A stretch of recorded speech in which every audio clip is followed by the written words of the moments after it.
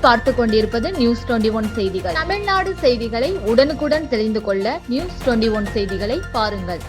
சேடப்பட்டி பிரிவில் car motor cycle மோதி விபத்து. கணவன் மற்றும் கர்ப்பிணி பெண் மனைவி ஆகிய இருவர் படுகாயம்.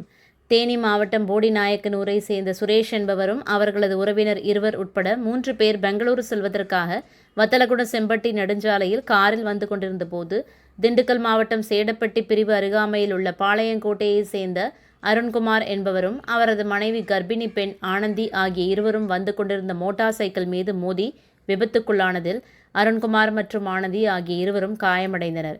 அவர்கள் மீது மோதிய கார் நிலை தடுமாறி சாலையின் ஓரத்தில் சுமார் 20 அடி பள்ளத்தில் இறங்கியது. இதில் காரை ஓட்டி வந்த சுரேஷ் மற்றும் காரில் பயணித்த உறவினர்கள் இருவர் உட்பட 3 பேரும் லேசான காயங்களுடன் உயிர் தப்பினர்.